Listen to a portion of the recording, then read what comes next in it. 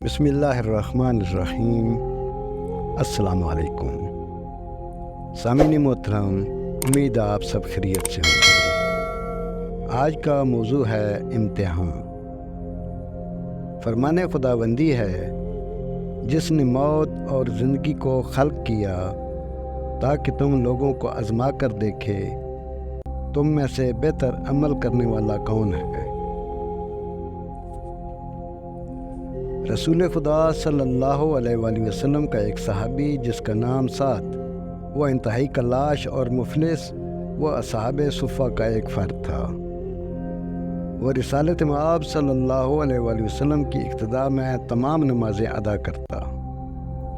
آپ صلی اللہ علیہ وآلہ وسلم سعد کی غربت سے بہت متاثر تھے، اور ایک دن آپ صلی اللہ علیہ وآلہ وسلم نے اس سے فرمایا، جب میرے ہاتھ کچھ رقم آئی تو میں تجھے بے نیاز کر دوں گا۔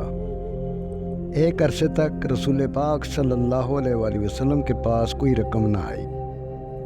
آپ صلی اللہ علیہ وآلہ وسلم سعد کی غربت سے بہت پریشان ہوئے۔ ایک دن جبریل امین آئے اور عرض کی، اللہ تعالیٰ آپ کو درود و سلام کہتا ہے اور فرماتا ہے کہ آپ سعد کی غربت دیکھ کر پریشان ہیں، اور آپ صلی اللہ علیہ وآلہ وسلم نے اس سے وعدہ بھی کر چکے ہیں کہ اسے کچھ دیں گے۔ آپ یہ 2 درہم لیں اور سعد کو دے کر کہیں کہ وہ ان سے تجارت کرے۔ رسول کریم صلی اللہ علیہ وآلہ وسلم نے وہ 2 درہم لے لیے۔ نماز ظہر کا وقت ہوا تو سعد نے آپ کی امامت میں نماز ادا کی۔ آپ صلی اللہ علیہ وآلہ وسلم نے نماز سے فارغ ہو کر فرمایا، سعد تجارت کر سکتے ہو؟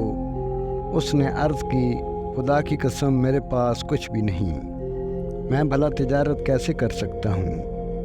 آپ صلی اللہ علیہ وآلہ وسلم نے اسے 2 درہم دیے اور فرمایا، جاؤ اس سے تجارت شروع کرو، اللہ تعالیٰ برکت دے گا۔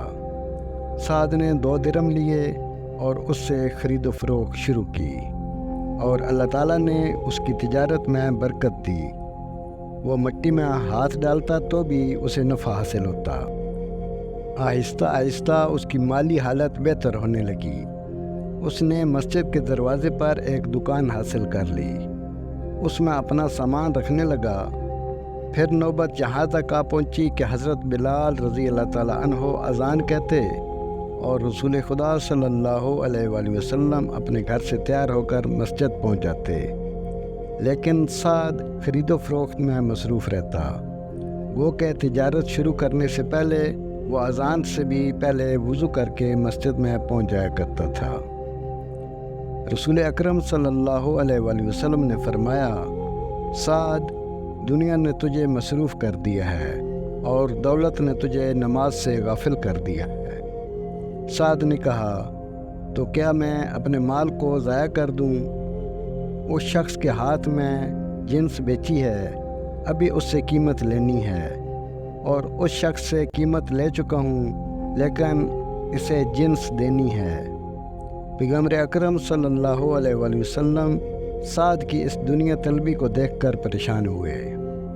ایک مرتبہ جبریل امین نازل ہوئے اور عرض کی، اللہ تعالیٰ فرماتا ہے کہ آپ سعد کی یہ حالت دیکھ کر پریشان ہوتے ہیں، اگر آپ اس کی دولت مندی کو پسند کرتے ہیں تو ہم اسے دولت مند ہی رہنے دیتے ہیں، اگر آپ اس کی غربت و ناداری پسند کرتے ہیں تو ہم اسے سابقہ حالت پر لوٹا دیتے ہیں۔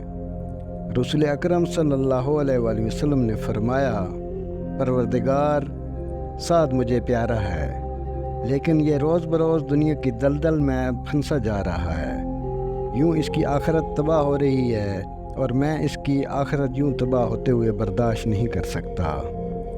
جبریل امین نے کہا، پھر آپ صلی اللہ علیہ وآلہ وسلم اس سے 2 درہم جو آپ نے دیے تھے طلب فرمائیں۔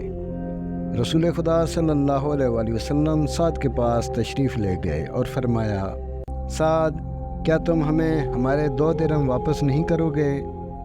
سعد نے کہا، میں 200 درہم دینے کو تیار ہوں۔